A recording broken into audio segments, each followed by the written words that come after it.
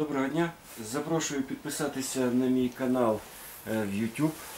Запрошую відвідати мій сайт по продажу і по прокату плиткорізів. Все про плиткорізи. До мене люди, вже декілька людей питали, а на якому ж столі я працюю, який стол я використовую. А я використовую звичайний стіл, звичайна фанера вологостійка, на якому прикручені ніжки. Вона дуже міцна, вона міцніша, ніж будь-який існуючий алюмінієвий стіл. Я не ріжу великий габарит. Тут, якщо ріжуть, то плиткорізи максимум 1,20 м, 1,30 м, тому мені він повністю влаштовує. Влаштовує тим, що він великий, тому що я перевернув цю вологостійку фанеру, і вона, бачите, якщо тут гладенька, якщо ви подивитесь з цієї сторони, то зверху вона шершава. І на неї дуже зручно, нічого не царапається, нічого не рухається. І дуже приємно на дотик. Крім того, звісно, ножки я замовив, я залишу ссылку, де ці ножки я замовив. Якщо ви передивитесь, ножки дуже прості по конструкції, але вони прості, дешеві і міцні.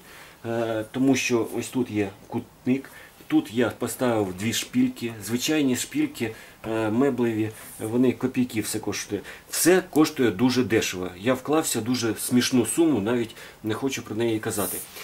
По ножкам тут є, там є різьба, можливість є регулювання, щоб поставити от такі, як у Шеджинга, регулювачні болти, але з набалдашниками. Але мені ось ця висота підходить, я поставив сюди брусочки, збільшив на 5 см висоту. І тому для мене дуже комфортно працювати з таким столом. Я його використовую для батлів, для знімання відео і для всього прочого. Так що можете звертатися по координатам на тому сайті до людей, купляти фанеру, ніжки, і це буде дуже просте рішення, яке в принципі можна дуже швидко, відносно швидко розібрати і десь зберігати.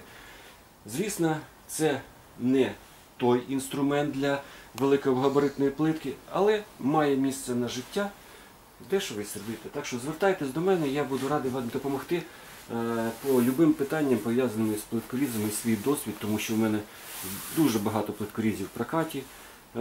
Є і ручні, і електричні, в основному, звісно, електричні, тому що ручний плиткоріз має мати кожен плиточник, а вже електричним різати те, що не ріжеться ручними.